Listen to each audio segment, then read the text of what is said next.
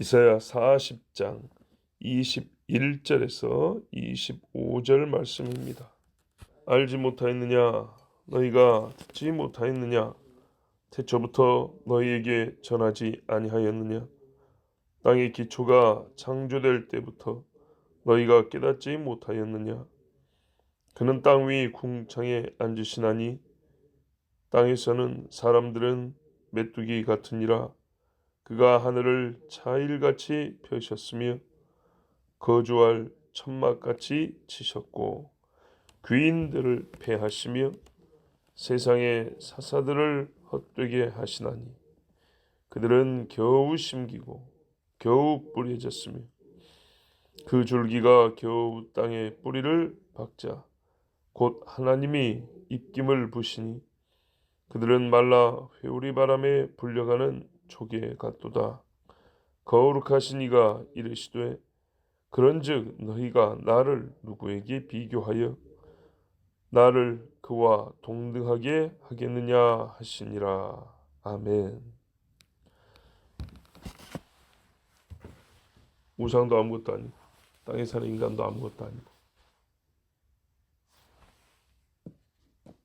있는 것도 없는 것 같이 부르시는 그 창조자 하나님. 우리가 이 하나님을 모를 수가 있는가? 사람들은 이 하나님을 몰랐다고 모를 수밖에 없어도 핑계할 수 있는가? 그럴 수는 없습니다. 세상에 존재하는 모든 것들이 원인 없이 있지 아니하고 이유 없이 있지 아니합니다. 결과를 있게 하는 원인, 이 존재들, 모든 있는 것들 말이죠. 이 있어야만 하는 충분한 이유가 다 있어서 있는 것들입니다. 우리가 알고 있습니다. 만약에 원인이 없으면 결과로서 있지 아니할 것이고 이유가 충분하지 않다면 발생하지도 않습니다. 우리가 이 창조자 하나님을 정말 듣지 못했는가? 아담이 이야기해 줬습니다. 노아도 전해줬고요.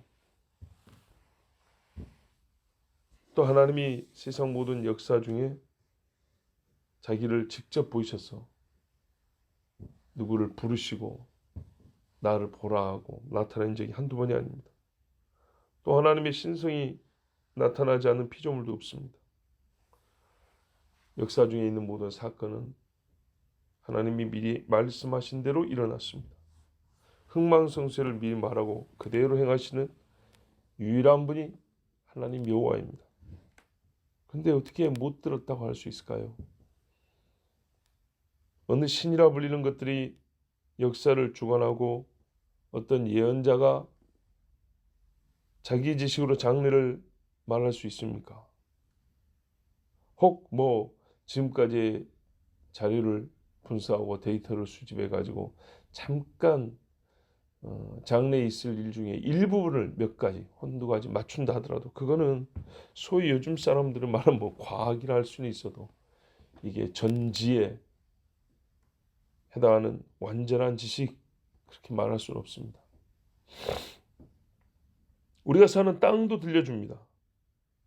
땅에 난 것을 믿지 마라 하고 땅이 가르쳐 줍니다. 땅에서 난 거는 믿을 게 없다. 예. 하늘에 계신 분을 대체하는 짓을 하지 말라고 땅이 보여줘요. 어떻게 보여줍니까? 땅에서 난 것들은 다 땅으로 돌아갑니다. 땅에서 난 것들은 위로 못 올라가고 다 땅으로 돌아가는데 그거를 항상 땅은 보여주는데 어떻게 우리가 땅에서 난 것을 하늘에 계신 분을 대신하고 땅에 있는 것을 섬기는 짓을 할 수 있겠습니까? 그래서 땅이 하늘에 계신 분만 섬겨야 한다고 그렇게 가르쳐 줍니다. 여러 가지 징조와 표징을 수없이 보여줬지 않습니까? 저같이 젊은 사람도 태어나서 땅이 보여주고 들려주는 증거만 해도 셀 수 없이 많습니다. 땅이 말해줍니다. 제발 땅의 것을 믿지 말라고. 우리 주님 어디 계시냐? 땅 위 궁창에 앉으셨다 했습니다. 땅 위에 하나님이 공간을 만드셨는데 그 공간을 공간되게 하는, 덮고 있는 게 있어요. 감싸오는, 이게 하늘입니다. 하나님은 하늘에 계십니다. 성경에 하나님은 하늘에 계시고 너는 땅에 있으니 마땅히 말을 적게 하라 그랬습니다.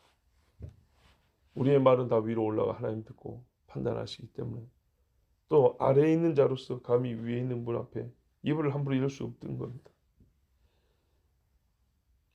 우리 하나님이 계시는 하늘은 지구를 덮고 있습니다. 그리고 뭐라 하냐면 궁창에 앉으신다 했지만은 원문은 그렇게 되는 게 아니고요. 원형의 땅 위에 앉으신 분이다. 히브리 원은 그렇게 되어 있습니다. 원형, 쟁반같이 둥그란. 그래서 쟁반을 만약에 놓으면 말입니다. 여기 뚜껑 안에 있습니다. 그렇게 여기 위에 계시면 사방에서 다 볼 수 있지 않습니까? 그리고 반대로 위에서 보면 다 볼 수 있는 거죠. 아래가 없어요. 다 마주보고 있는 거예요. 모든 것에서 주를 볼 수 있고, 그러니까 예수님 오실 때 다 볼 수 있고, 이 끝에서 저 끝 다 볼 수 있는 것. 주님은 또 모든 땅 위에 계십니다. 뭐 지배하는 능력이 모든 땅, 뭐 이런 의미가 아니고요. 또 하나님은 무한대이시기 때문에 땅 어디에도 다 하나님 보고 계시고 다스리지, 꼭 그런 의미만이 아니라 실제로 그는 이 쟁반 같은 원형의 땅 위에를 계시기 때문에 어느 곳이든지 못 보는 데가 없습니다. 이 땅 위에 사는 사람은 메뚜기 같다 했습니다. 생긴 모양이 메뚜기입니까? 아니죠. 사람은 사람이죠. 근데 이제 비유적으로 뭘 말하면 작다, 약하다는 걸 말하죠. 이 가나안의 안악자손 거인 앞에서 이스라엘 백성이, 정탐꾼들이 뭐라 하냐면 우리는 그 앞에 메뚜기라고 했거든요. 사람이 커봐야 뭐 얼마나 크겠습니까? 그래도 신장 차이가 많이 나고 등치 차이가 크니까 메뚜기라고 자기를 낮췄어요. 그러면 하늘에 계신 하나님 앞에서 메뚜기 같단 말은 얼마나 어울리고도 남는 말입니다.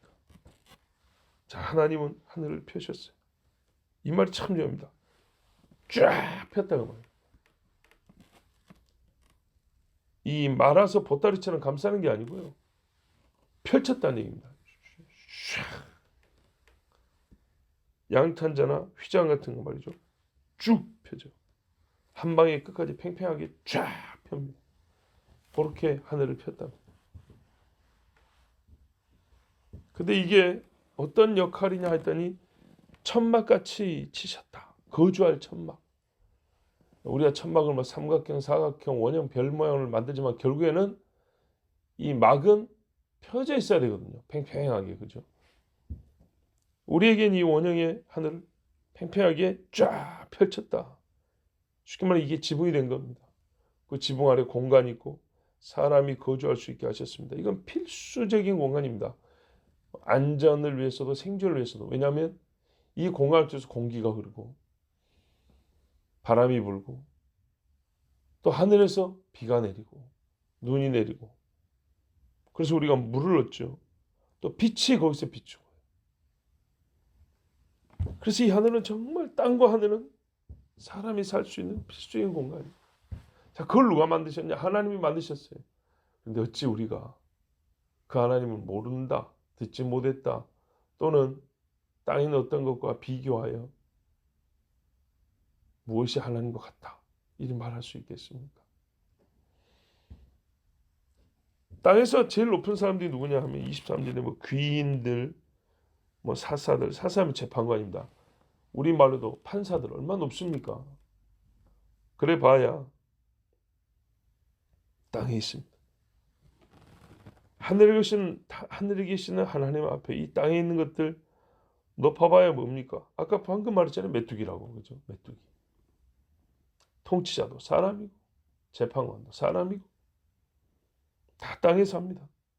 땅에 사니까 시간 속에 있고 쇠하고 없어지고, 뭐 통치자나 사사들이나 예외는 없습니다. 이것들은 어떻게 되냐? 겨우 심겨졌다. 좀 원어에 가깝게 번역하면 심겨진 것도 아니고, 예? 뭐 뭐 뿌려지지도 못한 것들, 뭐 땅에 뿌리를 내린 것도 아니고 그런 상태란 겁니다. 뭐 겨우 심겨졌니, 뭐 겨우 뿌려졌니, 뭐 이렇게 돼 있지만 실제로는 겨우란 말이 뭡니까? 제대로 박힌 것이 아니다 이 말이죠. 뭐 좀 해볼라 하니까 그 말이잖아요. 그러니까 심겨진 것도 아니고 뿌리를 내린 것도 아니고, 거기 뿌려져도 하나님이 입김을 불어오르면 말라버릴 텐데 뿌리를 뭐 내린 것도 아니고 조금 뭐 나올라 하니까 뜨거운 바람으로 싹 불어 말려버렸는데 뭐 남은 게 있겠습니까? 자, 그런 다음에 어떻게 했냐? 이거 뭐 산들바람만 불러도 그냥 훅 떠가지고 날아갈 건데 회오리 바람으로 날려버렸답니다. 뭐 공조시 다 찢어 없어져 버리겠죠. 인생이 그렇다는 겁니다. 하나님이 태어나게 하시고 하나님이 말라 떨어지게 하시고 회오리 바람 순식간에 없어져 버리게 하시고, 이물이 6절 7절에서 들었잖아요. 인생이 아름다워 봐야 들에 꽃과 같고 푸른 마르고 꽃은 시들고. 그래서 거룩하시니 참으로 불완전하고 더러운 것으로는 이름 붙일 수도 없고 옆에 갖다 댈 수도 없는 거룩하신 하나님이 하실 말씀이, 그런즉 너희가 나를 누구에게 비교하여 나를 그와 동등하게 하겠느냐. 자, 한 번 더 물어본다 이 말이죠. 앞에서도 이미 말했지만 물어봤지만 이제 한 번 더 모르게 대답 잘해라는 얘기입니다. 앞에 18절에 12절 13절에 8절에 우리는 자 바로 대답을 했어요. 그러나 이제 이 세상에 있는 모든 사람에게 똑같은 질문을 하면 꼭 틀린 대답을 한단 말이에요. 또는 모른 척 회피한단 말이죠. 자, 마지막 한번 묻는다는 겁니다. 누가 하나님과 같냐? 감히 여호와를 누구하고 비교하겠느냐? 비교할 것도 없고 같은 것도 없지요. 야, 근데 이게 슬프고 안타까운 이 말씀을 읽으면서 좀 슬프고 안타까운 게 뭐냐면요, 좀이 아니고 더욱 지금 이 말씀을, 이 질문을 이스라엘에게 하고 있다는 겁니다. 이스라엘에게. 예, 앞에 9절에도 시온의 이 소식을 전하고 27절에도 야곱아 내가 언제 너를 못 본 척하고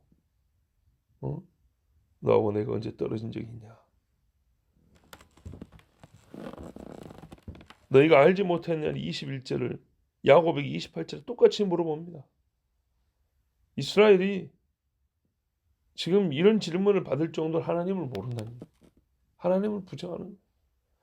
지금 이스라엘을 위로하고 이스라엘을 돌이키려 하는데 이 백성이 이런 상태인 겁니다.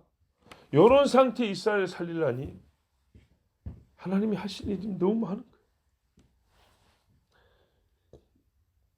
이 백성이 망한 이유는, 내 백성이 망한 이유는 지식이 없었다. 호세아서에 보면 하나님이 그렇게 단식하세요. 어떤 지식이냐? 하나님을 아는 지식이 없어 망한다 그랬습니다. 우리 기독교인으로서 역시 이스라엘 못지않은 책임감을 느낍니다. 기독교인이지만 기독, 그리스도를 잘 아는가? 하나님을 아는가? 내가 믿는 분을 내가 아는가? 하나님이 나에게 요구하는 만큼 그분을 알고 주님이 가르친 대로 내가 주님을 아는가? 잘 모르기 때문에 하나님을 다른 것과 비교를 하고 다른 것을 하나님 동등되게 놓고 하는 그런 죄를 짓습니다.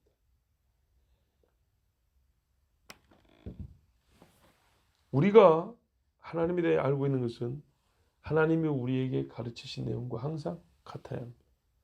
하나님이 나에게 가르치신 하나님과 내가 알고 있는 하나님은 똑같아야 합니다.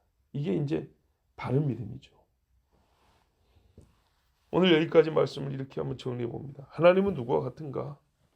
사실 이 질문은 그 자체 성립할 수 없지만 인간의 이해 능력을 고려해서 대답한다면 어떤 누구도 하나님과 같을 수가 없다. 하나님은 누구와 비교될 수 있는가? 역시 말이 안 되지만 존재하는 모든 것이 단 한 가지 영역이나 극히 작은 부분에 있어서도 하나님과 비교 가능한 것은 없다. 하나님과 동등한 것이 있는가? 하나님과 동등하다 한다는 것은 또 하나의 하나님을 만드는 꼴밖에 안 된다. 하나님과 동등한 존재는 전혀 없다입니다. 우리 이것이 확실해야 오직 유일한 하나님을 그분의 거룩하심에 맞게 높여드리고 찬송할 수가 있습니다. 오늘 하루 우리 입술이 거룩하신 분을 온전히 높여드리고 하나님께 합당한 찬송을 드리는 하루가 되기를 원합니다. 기도하겠습니다. 하나님 감사합니다. 오늘 새벽에 이 종의 작고 짧은 설교가 하나님께 합당한 영광이 되었습니까? 하나님께 돌릴 거룩한 마을의 제사가 되었습니까? 꼭 그렇게 되기를 원하나이다. 주님, 하루 동안의 우리의 언어와 심사가 다 하나님께 영광이 되고 우리의 행위가 거룩하신 분의 합당한 삶이 되도록 주님을 기쁘시고 영화롭게 하는 삶이 되도록 주님 인도하여 주시옵소서.